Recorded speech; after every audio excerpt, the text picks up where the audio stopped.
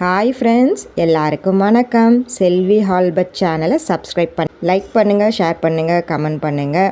இன்றைக்கி நம்ம சவு கூட்டு எப்படி செய்யலான்றது பார்ப்போம். நைட்டே கடலைப்பருப்பு ஊற வச்சுடுங்க ஃப்ரெண்ட்ஸ். காலையில் வாஷ் பண்ணிவிட்டு குக்கரில் போட்டு சால்ட்டு தேவையான அளவு சால்ட்டு போட்டுட்டு வேக வச்சுடுங்க ஃப்ரெண்ட்ஸ். வேக வச்ச கப்பில் தக்காளி, வெங்காயம், பச்சை மிளகாய், பூண்டு கட் பண்ண சவு போட்டுட்டு கொஞ்சமாக நம்ம மஞ்சத்தூள் ஆட் பண்ணணும் ஃப்ரெண்ட்ஸ்.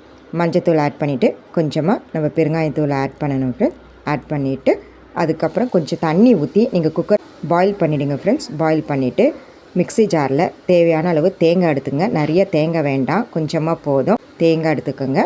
சீரகம் 1/2 டீஸ்பூன், 1/2 டீஸ்பூன் சோம்பு எடுத்துக்கோங்க.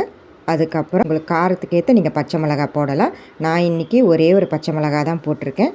காரத்துக்கு ஏற்ற மாதிரி ஒரு பச்சை மிளகாய் போட்டுட்டு நைஸாக அரைச்சிட்டு நம்ம குக்கரில் வச்சுருக்க இந்த கலவையை அதில் ஊற்றிடுங்க ஃப்ரெண்ட்ஸ். ஊற்றிட்டு தேவையான அளவு தண்ணி அதுக்கப்புறம் உப்பு ஆட் பண்ணிவிட்டு காரம் போதுமான்னு பாருங்கள் ஃப்ரெண்ட்ஸ். காரம் பத்தலை அப்படின்னா வெறும் மிளகாய்த்தூள் கொஞ்சமாக ஆட் பண்ணிவிட்டு குக்கரை மூடிட்டு நீங்கள் எவ்வளோ விசில் வேணுமோ அவ்வளோ விசில் வச்சுக்கலாம் ஃப்ரெண்ட்ஸ். அது விசில் வந்தோடனே இறக்கி வச்சுட்டு கடாயில் எண்ணெய் கொஞ்சமாக கடுகு ஆட் பண்ணுங்கள் ஃப்ரெண்ட்ஸ். கடுகு நல்லா பொரியணும், அது வரைக்கும் வெயிட் பண்ணுங்கள். அப்படியே ஒன்று ஆட் பண்ண வேண்டாம். கடுகு பொரிஞ்ச உடனே ஃப்ரெண்ட்ஸ் கொஞ்சமாக சீரகம் ஆட் பண்ணுங்கள்.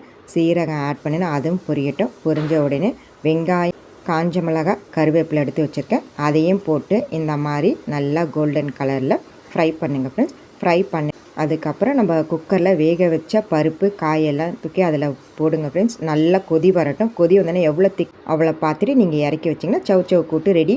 நீங்களும் வீட்டில் சமையல் பண்ணி சாப்பிட்டு பார்த்துட்டு கமெண்ட் பாக்ஸில் கமெண்ட் பண்ணுங்கள். தேங்க்ஸ் ஃபார் வாட்சிங் ஃப்ரெண்ட்ஸ்.